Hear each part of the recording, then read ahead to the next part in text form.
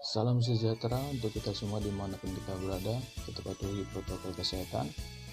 Kali ini pembahasan kita tentang awal mula kedatangan Jepang ke Nusantara atau Indonesia, yang dimana mereka terkena pengaruh imperialisme Barat dan beberapa faktor lainnya yang membuat paham mereka yang menutup diri seketat-ketatnya dari pengaruh luar itu terbuka, dan mereka melakukan pembaruan atau perubahan yang biasa atau sering kita sebut sekarang ini dengan restorasi Meiji, karena pada masa itu pemerintahan Jepang dipimpin oleh Kaisar Meiji.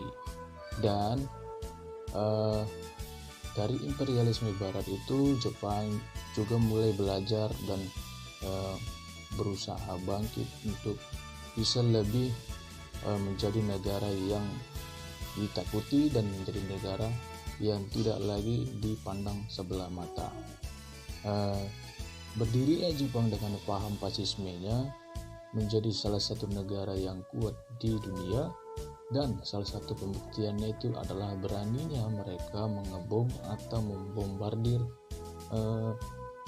pangkalan perang Amerika Serikat, tepatnya di Pearl Harbor, dan itu menjadi sorotan dunia. Mereka berani memporak-porandakan Amerika Serikat, negara yang adikuasa. Masuk kita kedatangan Jepang ke Indonesia pertama kali itu memasuki dari daerah Kalimantan ya.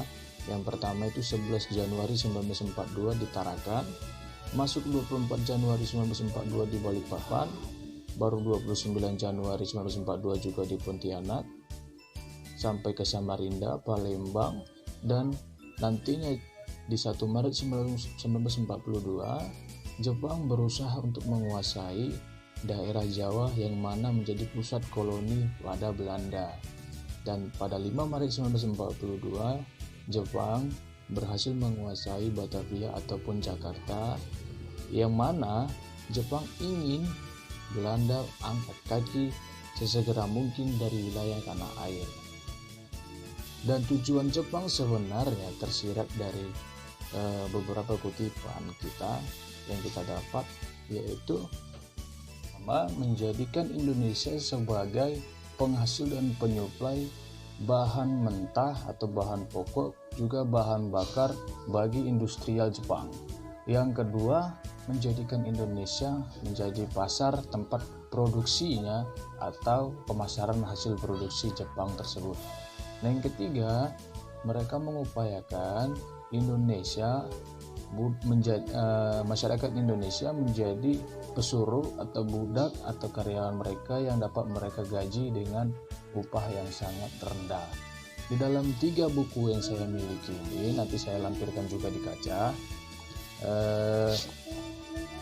saya lampirkan juga di layar handphone Anda. Nanti dari 3 buku ini juga ada beberapa hal yang sangat lebih endemik di dalamnya, dalam artiannya lebih luas cakupannya.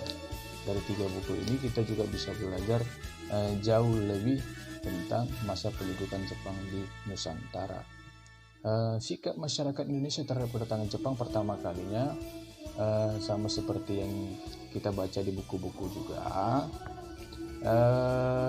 Kedatangan Jepang ke Indonesia pertama kali itu sangat disambut meriah dan sangat disambut baik oleh masyarakat Indonesia, yang dikarenakan berita-berita, siaran-siaran radio Jepang 3 bulan sebelum mereka memasuki wilayah Indonesia, mereka sudah menyampaikan bahwasannya mereka akan membebaskan Indonesia dari belenggu penjajahan Belanda.